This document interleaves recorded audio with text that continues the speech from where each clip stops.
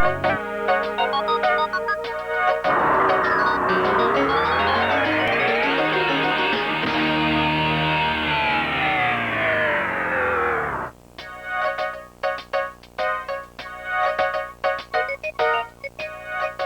mes chers amis, et nous nous retrouvons aujourd'hui à notre 5e leçon.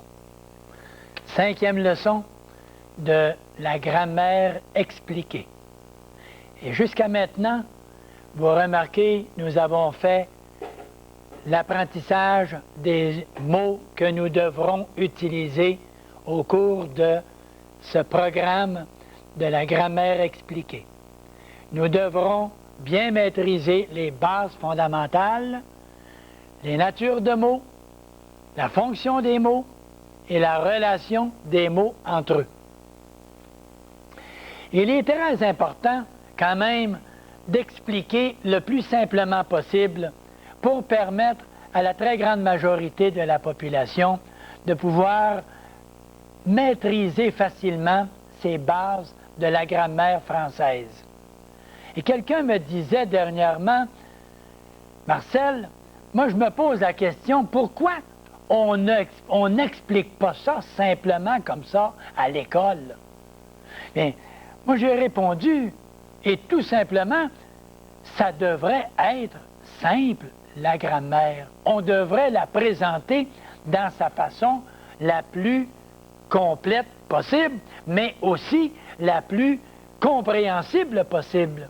Et je me dis, le jour où on en viendra à bien comprendre les mots que nous utilisons, nous serons en mesure de maîtriser beaucoup plus facilement cette langue française.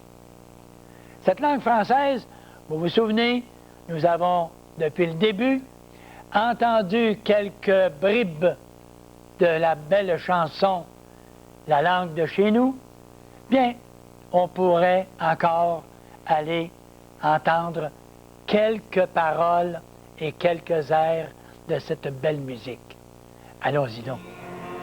Dans cette langue belle, couleur de Provence, où la saveur des choses est déjà dans les mots, c'est d'abord en parlant que la fête commence, et l'on boit des paroles aussi bien que de l'eau. Et l'on boit des paroles aussi bien que de l'eau. C'est bien ça. C'est une belle langue aux couleurs de Provence, où la saveur des choses est déjà dans les mots. Ne pensez-vous pas que c'est bien dit, ça? C'est vraiment superbe. La saveur des choses est déjà dans les mots. C'est d'abord en parlant que la fête commence, où l'on boit des paroles aussi bien que de l'eau. C'est la parole, ce sont les mots de notre chanteur français, et Yves Dutheil nous apporte de temps en temps cet air que nous fredonnons, que nous répétons, que nous chantonnons, quoi. Et avec les paroles que nous entendons de temps en temps, on sait que la langue française, elle est belle, il faut la respecter, il faut, un peu comme disait quelqu'un, il faut que ce soit notre majesté, la langue française, notre majesté. On la respecte, et on la respecte en la parlant bien et en l'écrivant bien. Alors à tous les auditeurs, tous les téléspectateurs qui présentement suivent notre 5e émission, c'est bien notre 5e émission, alors je dis à tous ces auditeurs, un peu comme Ambrosio me disait une fois dans une lettre qu'il m'écrivait l'année dernière, je suis un de vos auditeurs invisibles. Alors à tous ces auditeurs invisibles que j'entrevois dans le salon ou dans la cuisine, à tous ceux et celles qui, à travers la province, maîtrisent davantage leur langue française, je vous dis, bravo, ne lâchez pas, et habituez-vous même à reconnaître les fautes que nous retrouvons parfois dans des annonces ou dans les journaux. Et je me rappelle qu'un journaliste disait, il y a quelque temps, qu'il avait intitulé son texte « La faute ». Et la faute en parlant d'une annonce dans un restaurant. Mets grec, cuisine grecque. Et puis, on disait à ce moment-là, mets grec, G-R-E-C-S. Mais quand on parlait des mets grecs, G-R-E-C, G-R-E-Q-U-E-S. Or, l'individu est entré rencontrer le patron pour lui demander si c'était pas possible de corriger la faute. Parce que le mot grec, G-R-E-C, au féminin, exceptionnellement fait grec, G-R-E-C-Q-U-E. Alors, les mets grecs, G-R-E-Q-U-E-S, on aurait dû marquer G-R-E-C-S et non pas G-R-E-Q-U-E-S qui se prononce gre-que. Alors, on voit des fautes comme ça dans les journaux, on voit des fautes dans les annonces, on voit des fautes un peu partout et on dirait que à force de s'habituer, on tolère ces erreurs-là. Ne tolérez pas les erreurs. Allez rencontrer les personnes responsables et allez donc leur dire. Et à l'occasion, quand vous assistez à un repas et que vous avez un menu et que vous voyez une faute, signalez-la donc peut-être. Ça permettrait de corriger la situation et nous habituer à respecter cette majesté de la langue. Moi, je n'aimerais pas, moi, avoir une petite couette qui me redresserait sur la tête et qui, à l'arrière de la tête, là, apparaîtrait régulièrement. Alors que quelqu'un pourrait me dire, passe donc la main et baisse, enlève ta couette comme ça. Enlève ta petite mèche de cheveux là, qui dépasse. Il me semble que je paraîtrais peut-être un peu mieux. C'est difficile de bien me faire paraître, mais quand même, il y aurait tout de même un moyen de s'aider. Et c'est une façon. Et si on veut respecter la langue française, faisons en sorte que quand nous l'écrivons le mieux possible. Nous avons les dictionnaires pour nous aider. Nous avons les difficultés de la langue française, le dictionnaire des difficultés du français. Nous avons le multidictionnaire, nous avons un peu toutes ces notions-là. Allons-y avec facilité, utilisons les volumes. Et ici, quand on a les difficultés du Larousse, c'est la même chose. On va s'en servir d'ailleurs tantôt. Alors, nous y allons maintenant, puisque notre 5e leçon, c'est une leçon qui va être quand même très importante parce que nous allons parler des noms composés et toute la série également qui traite du nom. Nous avions dit, lors de notre dernière émission, nous avions parlé au sujet du nom collectif. Et quand nous parlions du nom collectif, nous avions dit ici que le nom collectif désigne un ensemble ou une collection de personnes, d'animaux, de choses de la même espèce. Par exemple, la foule des employés ou une bande de sauvages, une bande de méchants garnements. Une bande veut dire une quantité, une nuée de fourmis, une nuée d'abeilles, ou encore un tas de saloperies, un tas, une quantité, collection, tout simplement. Une caravane de roulottes, une caravane non collectif. Maintenant, est-ce que le non collectif va être responsable de l'accord du verbe ou ce sera le complément du collectif? Un complément du collectif, c'est lorsqu'on va dire, par exemple, une foule de soldats se reposait sur le sol. Une foule de soldats s'étendait sur le sol. Est-ce que c'est la foule qui s'étendait ou ce sont les soldats? Bien, on voit tout de suite le sens de la phrase. Quand je dis, par exemple, « la nuée d'insectes a envahi le ciel », on ne dira pas « la nuée d'insectes ont envahi ». Non, les insectes ont envahi le ciel. Mais la nuée d'insectes a envahi. C'est toute une nuée qui se déplaçait graduellement et qui s'en allait. Et c'est pour ça qu'on dira « a envahi le ciel ». Ou encore, on dira « cette bande de voyous échappe à la vigilance de la police. Cette bande de voyous échappe. Ce ne sont pas les voyous qui échappent, c'est tout le groupe. Alors, cette bande de voyous, elle échappe et échappe avec un E et non pas ENT. Bon, si maintenant le nom collectif, et on le dit bien dans l'explication ici, si le nom collectif est précédé d'un article indéfini, alors à ce moment-là, un grand nombre d'étudiants ont réussi le test de français. Pourquoi allons-nous dire un grand nombre d'étudiants? Pourquoi ça? Tout simplement parce que c'est pas le nombre qui a réussi le test de français. C'est qui? Ce sont les étudiants. Un grand nombre d'étudiants ont réussi. Ce sont les étudiants qui ont réussi. Alors c'est dans ce sens-là. On va dire aussi, une multitude de soldats périrent au combat. Mais ce sont les soldats qui ont péri, et ce n'est pas la multitude qui a péri. Non, d'accord? Une liste de joueurs s'allongeait de jour en jour. Une liste des joueurs blessés, par exemple, soit au baseball ou au hockey. Alors, une liste de joueurs s'allongeait de jour en jour. Est-ce que ce sont les joueurs qui s'allongeaient ou bien c'est la liste qui s'allongeait? Mais c'est la liste. C'est qu'à mesure, il y avait jour après jour d'autres joueurs qui étaient blessés. Alors, c'est la liste qui s'allongeait et non pas les joueurs qui s'allongeaient. Alors, c'est un petit peu ce qu'on dit, le nom collectif. Alors, c'est pour ça que quand je me retrouve avec le cahier d'exercice, qui, lui, le cahier d'exercice, correspond également à la grammaire.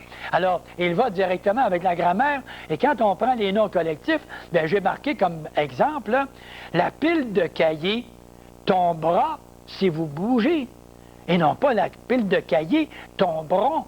Ce ne sont pas, c'est la pile qui va tomber.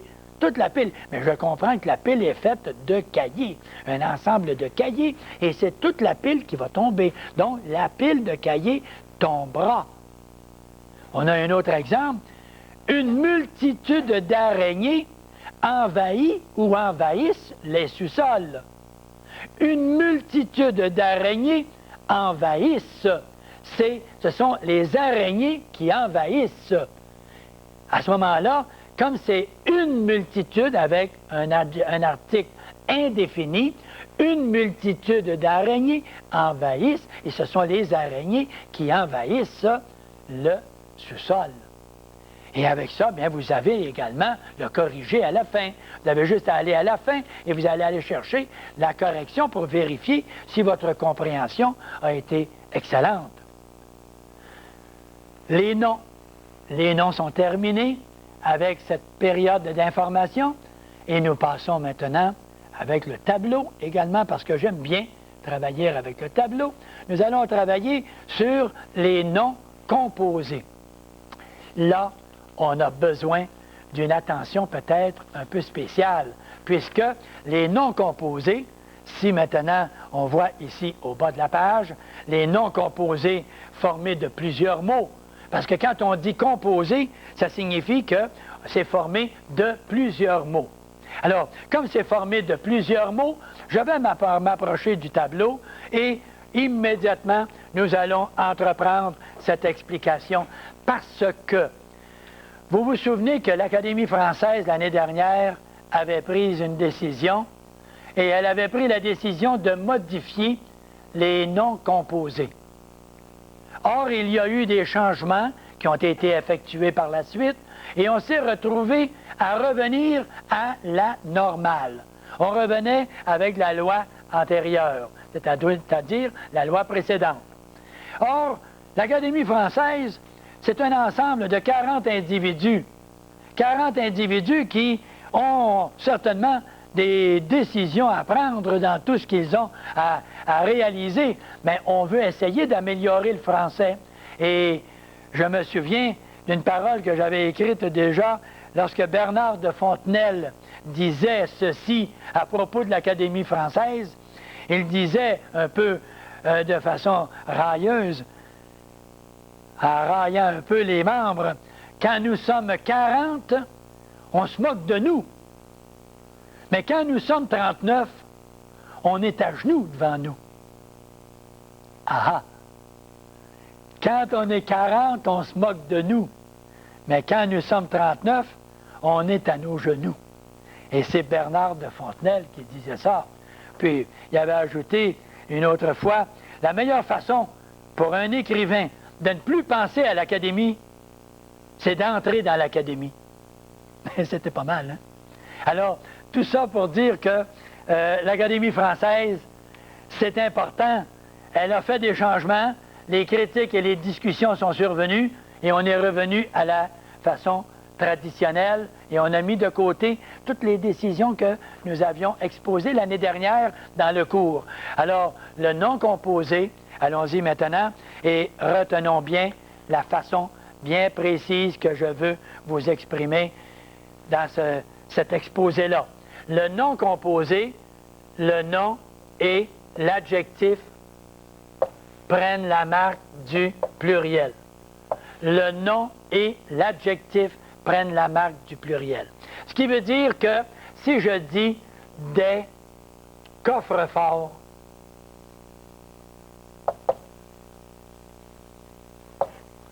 je vais mettre un S à coffre, je vais mettre un S à fort, parce que le mot coffre est un nom commun et le mot fort est un adjectif qui donne une qualité. Et comme je retrouve un nom et un adjectif, le nom et l'adjectif prennent la marque du pluriel. Nous allons écrire des coffres-forts, F-O-R-T-S. De la même façon que si je dis des blancs-becs, alors je vais dire, ah, ça c'est des petits blancs-becs, ça, des blancs-becs. Alors, des blancs-becs, B-L-A-N-C-S, puis des becs, B-E-C-S.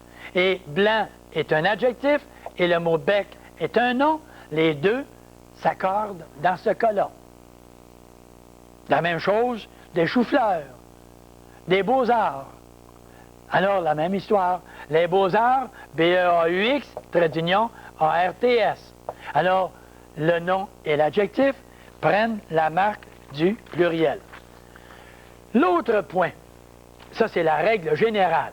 Alors on se rappelle bien cela et on n'oublie pas de faire les exercices qui correspondent à ces règles-là. Maintenant, si le nom composé est précédé est réuni par une préposition, vous savez les prépositions par exemple à, de, par, en, pour, sans, etc. Toutes ces des prépositions qui amènent un complément. Alors on va dire par exemple des arcs-en-ciel. Des arcs-en-ciel, on va écrire des arcs, C-S, trait d'union en, trait d'union C-I-E-L. Pourquoi vais-je mettre un S ici et ici, je n'en mettrai pas? La raison, c'est que quand je dis des arcs-en-ciel, ce sont des arcs que l'on retrouve, que l'on aperçoit dans le ciel. Et des arcs-en-ciel dans le ciel. Et c'est pour cela que le deuxième mot, quand il est réuni par une préposition avec le premier, à ce moment-là, on appelle ça une préposition. Un arc dans quoi? Dans le ciel. Donc, le « en » est une préposition. Le deuxième reste invariable. Ça, c'est précieux à savoir, ça. Ça, il faut bien se rappeler cela. C'est la même chose lorsqu'on dit, par exemple, des chefs-d'œuvre. Ce sont des chefs-d'œuvre. Ce sont des chefs, les meilleurs de l'œuvre qui a été réalisée. Des chefs-d'œuvre, on dira des chefs-d'œuvre, C-H-E-F-S, trait d'union, D apostrophe, qui veut dire de, apostrophe, O-E-U-V-R-E. Et on ne mettra pas d'S parce que ce sera les chefs de l'œuvre qui a été réalisée. Et c'est ça que ça veut dire. Alors, chef-d'œuvre, le premier nom prend la marque du pluriel. Un chef-d'œuvre, bien là, on va enlever et on va dire un chef-d'œuvre et on va enlever le S. Pour quelle raison? Parce que le déterminant un chef-d'œuvre est un déterminant du singulier. Le nom va être au singulier également, de la même façon. Et ça, c'est clair, et ça, c'est facile à comprendre. Alors, on passe tout de suite à l'autre cas qui, lui, va nous apporter une distinction. C'est-à-dire que on va dire à ce moment-là que le verbe, et je l'inscris au tableau, et l'adverbe et la préposition, ces trois sortes de mots-là, vous vous souvenez, on a vu dans les tout débuts, le déterminant, le nom, l'adjectif qualificatif, le pronom, le verbe, l'adverbe, la préposition, la conjonction. Alors, quand on parle du verbe, de l'adverbe et de la préposition, à ce moment-là, invariable. Ces mots-là sont invariables. Ils sont invariables pour quelle raison?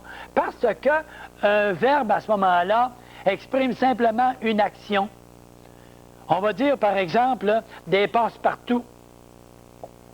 Des passe-partout. Et on va écrire des passe-partout, T-O-U-T. Parce que le mot partout, ça, c'est un adverbe. Et le mot passe est un verbe. C'est le verbe passer. Alors, ce sont des clés pour permettre de passer partout. Alors, des passe-partout, le verbe, lui, ne s'accorde pas. Il ne s'accorde jamais, et le mot partout étant un adverbe, il ne s'accorde pas lui aussi. La même chose des ouvre-boîtes, O-U-V-R-E, trait d'union, B-O-I-T-E-S, les boîtes. Alors, on va y mettre un petit accent circonflexe, et on se rappelle que l'accent circonflexe, il est revenu. On dit une boîte, boîte, boîte, le son « wa », et non pas « bois ». Si je dis c'est boiteux, regardez, c'est simple quand même. C'est simple le français. Je regarde boiteux. Je dis boire, mais je dis boîte. Et le son wa avec ouverture plus grande que le wa. Le wa et le boîte. Alors, boîte, accent circonflexe. Et il revient, alors que l'an dernier, l'Académie française avait fait des changements, on avait tout éliminé les accents circonflexes sur ces i, etc. Hein? Alors, ils reviennent à la façon régulière. Alors, le verbe, l'adverbe, la préposition, page 36 ici, je lis ça avec toute simplicité, et quand je lis ça, en dehors de ces grandes règles, il nous faut saisir le sens du nom composé pour savoir si nous devons employer le singulier ou le pluriel. Ainsi, dans les exemples qui suivent, nous nous posons la question « À quoi sert cet objet ?» Et quand on parle de nom composé qui nous oblige à réflexion, alors à ce moment-là, on va voir certains exemples. On va dire, par exemple, un essuie-main. Est-ce que je m'en vais marquer un essuie-main? Ça, c'est quoi ça? Qu'est-ce que c'est ça, un essuie-main? C'est un instrument pour essuyer les mains. Donc, je vais mettre un S à main. Et ça va être plus naturel et plus normal. Je vais dire un essuie-main parce qu'il sert à essuyer les mains. Comme je vais dire, ce matin, je devais me lever à 6h30 et pour être sûr de pouvoir me lever, j'ai posé mon réveil matin. Si je dis des réveils matins, c'est un objet pour réveiller le matin. Alors, des réveils, j'allais marquer le, mais pour des réveils matins, pour réveiller le matin. Donc, c'est pas pour réveiller les matins. Le réveil matin ne réveille pas les matins, mais il réveille au moment de la matinée de bonne heure, le matin. Et c'est pour ça que des réveils matin au singulier dans les deux, parce que lui est un verbe, et lui, le sens me fait dire que ça va être pour réveiller le matin. L'an dernier, c'était différent. À des réveils matins, on l'écrivait d'une autre façon. Permettez que je ne vous la rappelle pas. Mais pour ceux et celles qui peut-être l'ont vu écrit différemment, rappelez-vous une chose, que l'Académie française a droit de faire des modifications et de revenir sur sa décision. Elle est revenue sur sa décision. Et en revenant sur sa décision, qu'est-ce que c'est qu'on a fait? On est resté avec le sens de la phrase qui nous dit que c'est pour réveiller le matin. La même chose pour un porte-drapeau. Quelqu'un va peut-être me dire, est-ce qu'un porte-drapeau, Marcel, est-ce qu'on met ça au singulier ou au pluriel? Alors, un porte-drapeau, on va le marquer comme ceci, un porte-drapeau.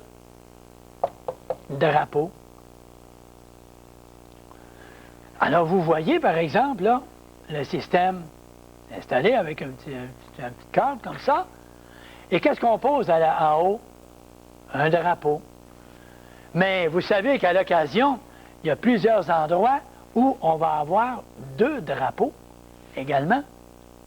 Donc, il se peut qu'un porte-drapeau puisse supporter ou faire flotter au vent des drapeaux comme un drapeau. Alors, un porte-drapeau au singulier, un porte-drapeau avec un X ici au pluriel, eh bien, ça va être accepté. Parce que la logique me dit que c'est possible qu'un porte-drapeau serve à poser 2 drapeaux ou un drapeau. Mais si je dis un casse-noisette, j'ai acheté un casse-noisette, dites-moi là, quand vous achetez un casse-noisette, est-ce que vous avez l'intention, d'acheter le casse-noisette pour casser une noisette? Je pense que si vous avez décidé de casser une noisette, vous allez probablement prendre le marteau, puis vous allez peut-être dire, bien écoute, pour casser juste une noisette, je vais prendre le marteau, puis je vais la casser avec. Alors là, vous avez décidé que vous achetiez un casse-noisette, c'est pour casser des noisettes, et on va mettre un S à noisette. Alors, un casse-noisette, un appareil pour casser des noisettes. Et à ce moment-là, le bon sens, c'est lui qui me guide constamment. Le bon sens, la logique, me permet de prendre ma décision pour savoir si j'accorde ou si je n'accorde pas. Tout simplement. Alors, quand nous avons des mots composés comme ça, alors à ce moment-là, des noms composés, il s'agit de regarder dans bien des cas le sens de la phrase. Et si le sens de la phrase vous dit qu'il devrait y avoir un accord, parce qu'il y en a plusieurs, à ce moment-là, vous avez tout simplement à accorder de la façon qu'on vient de le préciser. Tout simplement comme ça. Et c'est un petit peu ce qui traite, il arrive à l'occasion que vous ayez dans les noms composés des noms qui sont soudés. Soudés, c'est-à-dire fusionnés ensemble. Ça, c'est devenu soudé. Pourquoi? Parce qu'avec le temps, certains individus, ils ont réuni les 2 mots. Ils ont dit, par exemple, des bonjours. Mais au lieu de marquer des bons, B-O-N-S, puis jour, J-O-U-R-S, ils ont dit des bonjours, B-O-N-J-O-U-R-S. Bonjour, un bonjour, je vous souhaite le bonjour, B-O-N-J-O-U-R, les bonjours, B-O-N-J-O-U-R-S. Tout simplement comme ça. Tout simplement comme ça. Alors, pour les noms composés, il y a certainement obligation.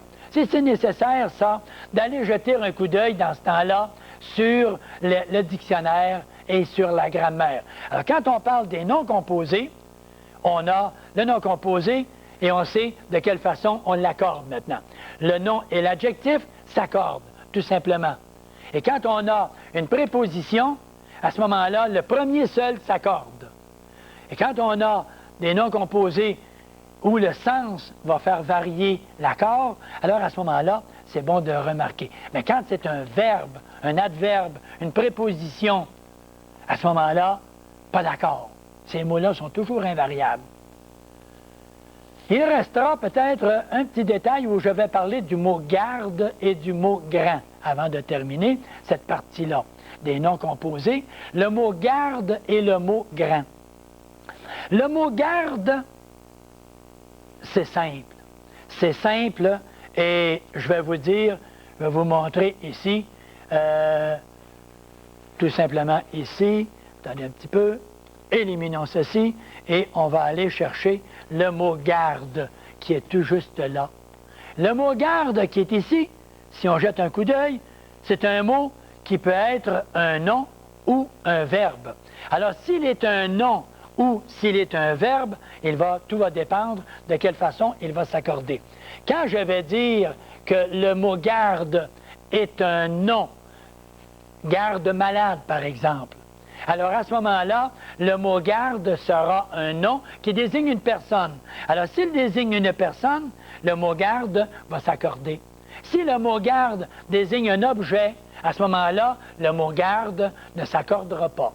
On va dire, par exemple, et si vous me permettez, on va aller encore une fois au tableau. Le tableau qui, lui, va nous permettre d'apprécier un petit peu ces petites règles-là. Et je dis, par exemple, des gardes malades. Quand je parle de garde malade, je dis des gardes malades, bien ça désigne une personne. Donc, ce sont des gardiens des malades, les personnes qui gardent les malades. Alors, ce sont des noms, et c'est un nom ici, et c'est un nom, et les deux vont s'accorder. Tandis que si je dis des gardes-manger,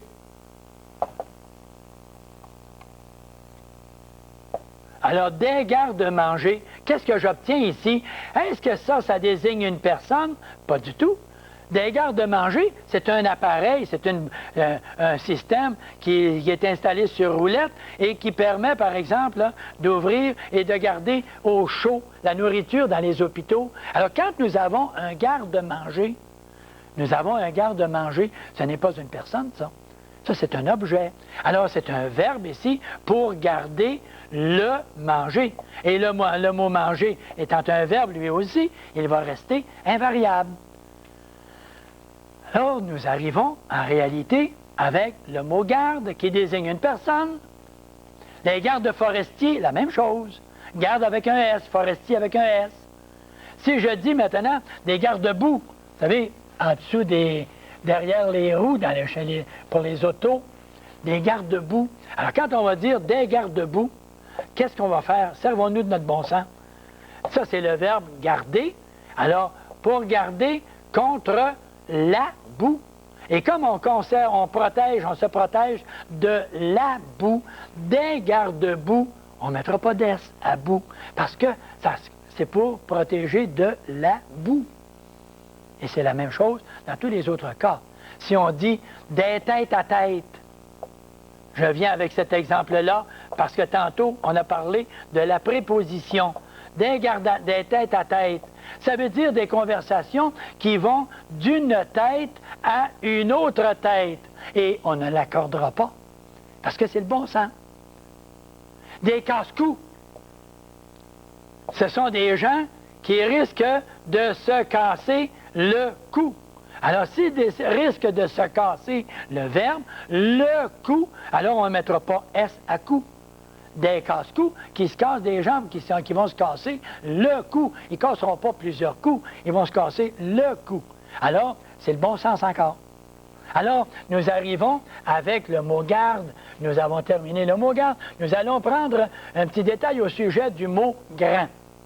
Le mot grand, le dernier dans ce domaine-là, et on va parler du mot grand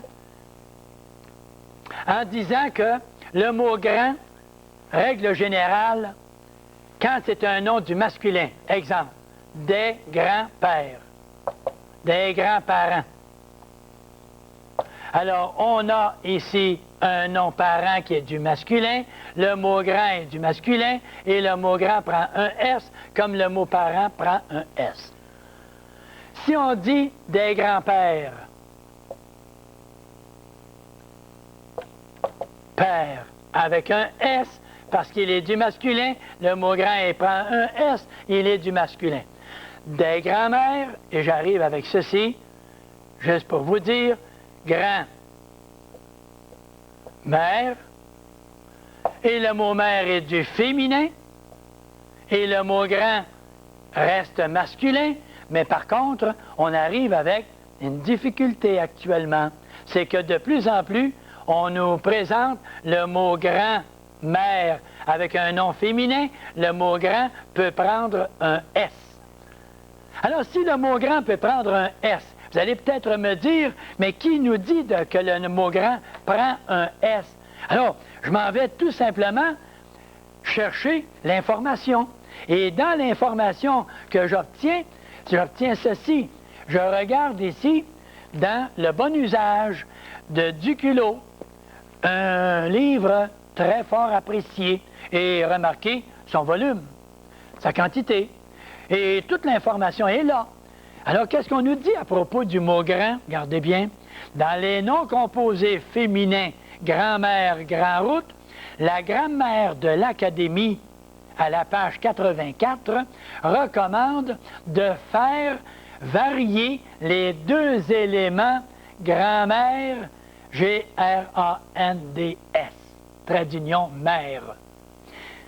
La grammaire de l'Académie, à la page 84, recommande de faire varier les deux éléments. Un peu plus bas, par Herman, dans le temps, il disait les grands-mères, G-R-A-N-D-S, trait d'union mère, avec un S. Alors, moi je dis, si on est en train de se tirailler avec Grévis, avec Larousse, avec Robert, avec quelqu'un d'autre, moi je me dis, si les grammairiens, les auteurs de dictionnaires sont en train de s'arracher les cheveux pour dire que ça s'écrit avec un S, l'autre dit ça s'écrit sans S. Un dit ça ne s'écrit, ça reste invariable quand il est avec un nom du féminin, des grands-mères.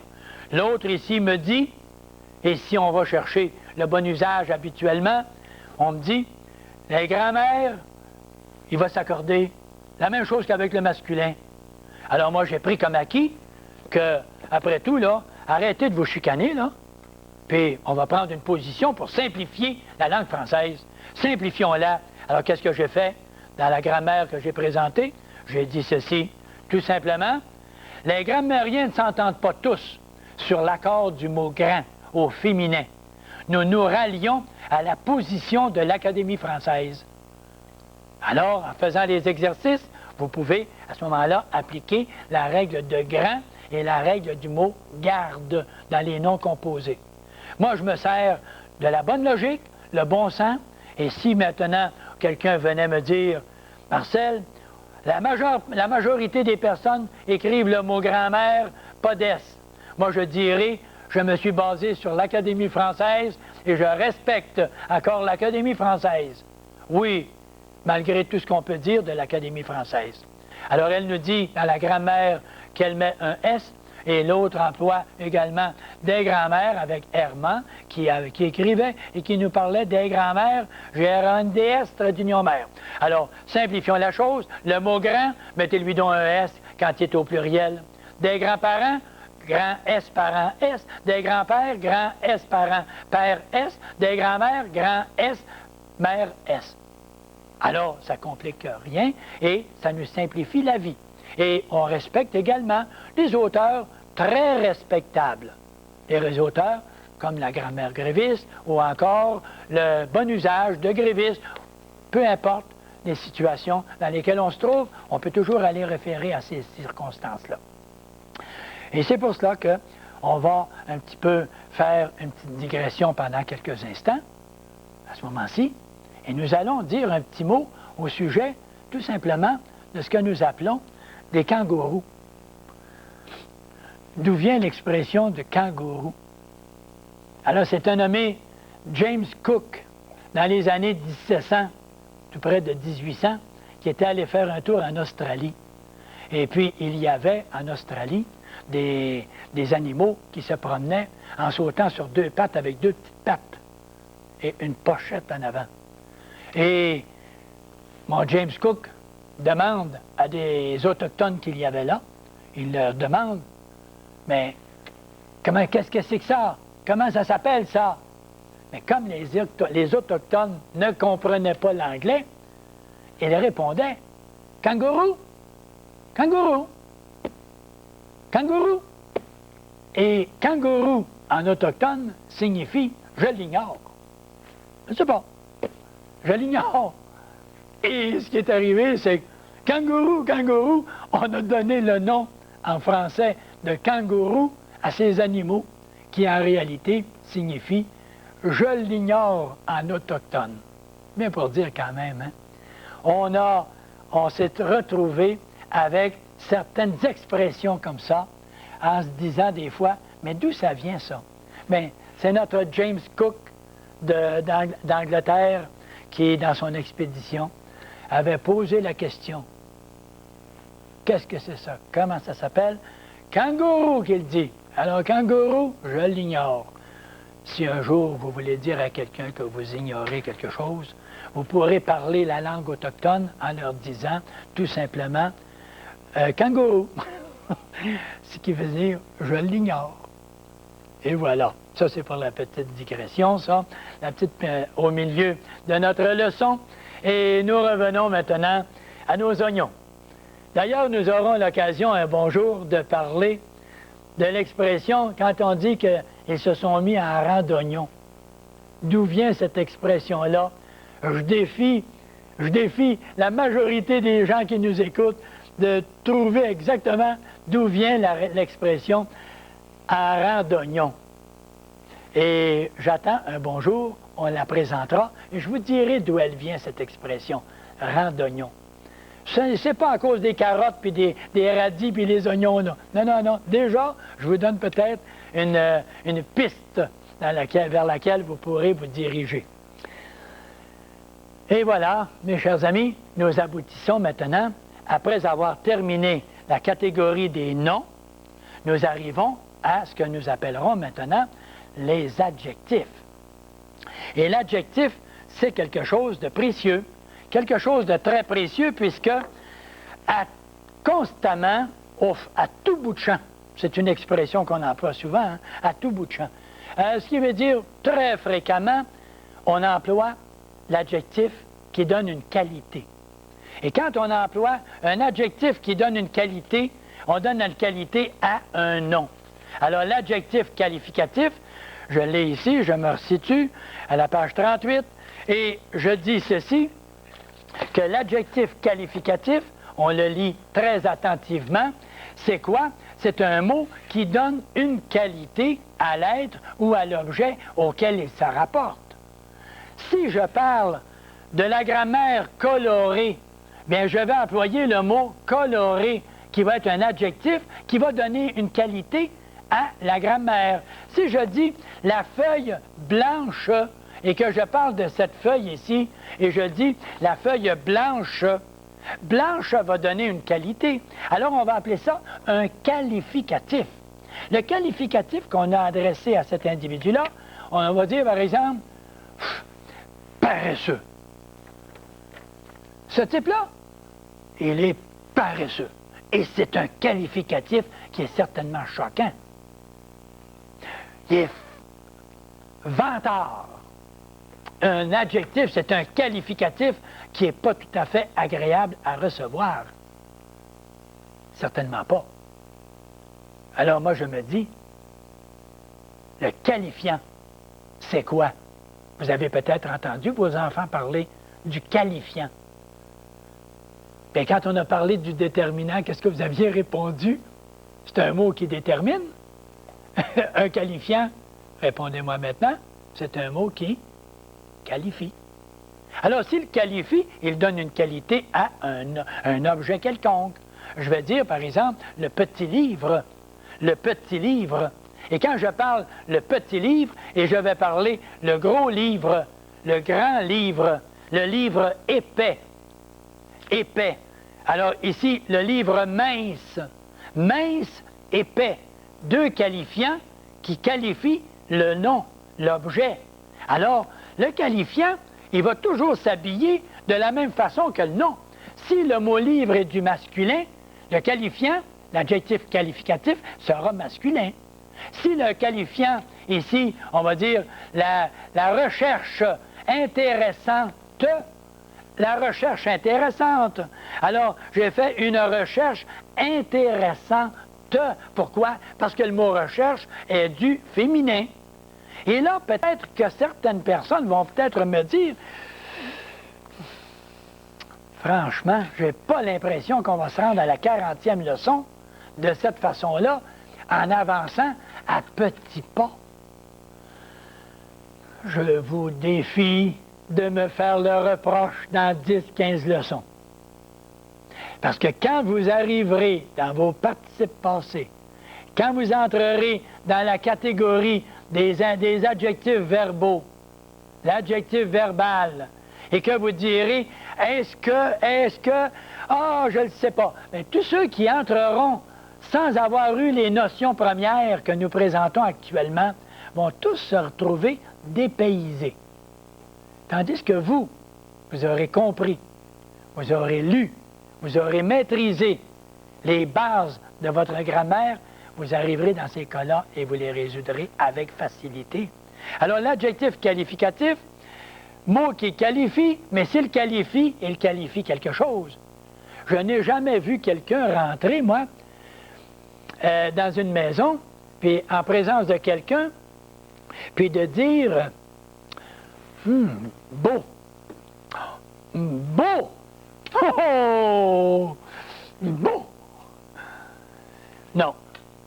Si quelqu'un parle de quelque chose de beau, il va parler de quelque chose. Donc, il va falloir qu'il nomme l'objet. Alors, s'il dit « beau paysage », ah là, c'est merveilleux. Le mot « beau », le qualifiant, s'adresse au paysage. À ce moment-là, parfait. Parfait. Si maintenant, l'adjectif donne sa qualité à deux noms, on va dire, par exemple, la secrétaire et le patron, sérieux ou sérieuse? La secrétaire et le patron sont sérieux ou sérieuses? Le mot sérieux, je vais revenir avec mon expression. Tu es un petit qui, toi? Mais qui es-tu pour pouvoir t'inscrire comme ça, comme mot dans une phrase? Je suis, qu'il me répond, un adjectif qualificatif, parce que je donne une qualité. Mais à qui? À patron et à secrétaire. Patron masculin, secrétaire féminin. Ils sont deux, donc le mot va être au pluriel. Parce que le nom, il y a deux noms et il y a un adjectif. L'adjectif va s'adresser aux deux noms. Les deux noms vont être soit singuliers, peu importe, mais l'adjectif va s'adresser à deux, il va être pluriel. Alors on va dire, le patron et la secrétaire sont aimables. Aimable, je mettrai un S, parce que, qui ça, aimable? Patron et secrétaire. Ils sont deux, pluriels. Maintenant, il arrive que, si je dis le secrétaire et le patron, la secrétaire et le patron sont sérieux. Pourquoi je vais dire sérieux ou sérieuse? Je vais dire sérieux parce qu'il existe une loi, et c'est une convention, qui un jour peut-être changera. Mais pour le moment, on est encore avec cette loi. Et le jour où on dira, c'est un peu de féminisme ça, c'est un peu de ci et de ça, on dira peut-être, accordons l'adjectif avec le nom le plus rapproché. Et si le nom le plus rapproché est féminin, peut-être qu'à ce moment-là, l'adjectif sera féminin. Mais actuellement, il n'y a pas de changement. L'Académie française n'a rien modifié. Et on reste encore avec la loi générale que si deux noms, un est du masculin, ou les deux sont masculins, l'adjectif est masculin. Si un nom est du masculin et un du féminin, l'adjectif va rester du masculin. Si j'ai deux noms du féminin, l'adjectif va se placer au féminin. Et là, quantité d'exemples peuvent vous être fournis dans le cahier d'exercice. Bien entendu, vous pouvez avoir des exemples. Ici, j'avais des exemples sur les noms composés. En quantité, il y avait plusieurs pages. Et dans l'adjectif qualificatif, mais je dis ici, des frères jumeaux. Jumeaux avec un X, parce que les noms qui s'écrivent en AU prennent un X. Des citoyens loyaux, AUX. Des acheteurs exigeants, ANTS, parce qu'il donne sa qualité à qui? Aux acheteurs. Des négociateurs adroits. Qu'est-ce qui sont adroits, les négociateurs? La qualité d'adroit s'adresse à un négociateur. Donc, adroit va s'accorder avec le nom masculin pluriel, S. Si on avait dit des négociatrices adroites, adroite, T-E-S, à ce moment-là, c'est tout simplement comme ça qu'on comprend notre adjectif. Mais l'adjectif, est-ce qu'il est toujours placé immédiatement à côté du nom? Pas toujours. Non, non. On voit l'adjectif à l'occasion. on va voir l'adjectif à l'occasion qui va se retrouver un peu plus loin. Tiens, j'en ai un ici. Le mensonge et la calomnie sont lâches et odieux ou odieuses. Le mensonge du masculin, la calomnie du féminin sont lâches pluriel avec un S et odieux. Mais qui ça, odieux? La calomnie et le mensonge. Alors, les deux, un du masculin, un du féminin, l'adjectif se met au masculin. Et comme ils sont deux, au pluriel, masculin pluriel. Donc, on aura odieux, E-U-X. Si on avait dit, au lieu du mensonge, la fourberie et la calomnie, la fourberie féminin, la calomnie féminin sont odieux, S-E-S. À ce moment-là, c'est comme ça que nous comprenons nos adjectifs qualificatifs. Et, vous me permettez, allons faire un petit tour au tableau, puisque le tableau, c'est l'ami du professeur. Ça, un professeur sans tableau, je pense que quand je vais mourir, on va me mettre un petit tableau dans mon cercueil. On va me mettre un petit tableau, parce que j'ai toujours traîné mon tableau. J'ai toujours bien aimé mon tableau. D'ailleurs, ce tableau-là m'a été offert par un grand ami qui est très amant également de la langue française. Alors, ce type-là, qui a un magasin de fournitures classiques, a eu la gentillesse de nous offrir ce tableau-là, et je veux l'en féliciter. Le papetier, peu importe, vous savez qu'il y a toutes sortes de façons de rendre service à la langue française, et quand on nous offre un tableau pour pouvoir aider à la population, c'est avec agrément que nous le faisons. Et je regarde ici, et je regarde l'exemple que j'ai donné dans le cahier d'exercice. Il portait des bas de coton troués. Des bas, regardons ça, des bas de coton troués. Alors, vous allez me dire, il faut penser du côté bon sens. Alors, des bas de coton troués, voilà. Est-ce que les bas sont faits avec du coton? Oui, c'est vrai. Maintenant, troués. Est-ce que c'est le coton qui est troué ou est-ce que ce sont les bas qui sont troués? Alors, vous allez réaliser tout de suite que la logique va me dire à ce moment-là que la logique me dit qu'est-ce qui sont troués? Ce sont les bas faits avec du coton, tout simplement. Alors, les bas de coton troués, qu'est-ce qui sont troués? Les bas. Alors, l'adjectif qui donne sa qualité à bas du masculin pluriel, le mot troué sera du masculin pluriel. Alors, je lui mettrai un S, tout simplement. Si je regarde ici, il s'est présenté avec des chaussures de veau ciré. J'ai fait exprès pour employer cette expression-là. Il se présenta avec des chaussures de veau ciré. Bon. D'après vous, qu'est-ce que c'est que je m'en vais faire pour accorder le mot ciré? Des chaussures, je sais que c'est un nom commun, il s'accorde parce que le déterminant étant du pluriel, le nom sera du pluriel.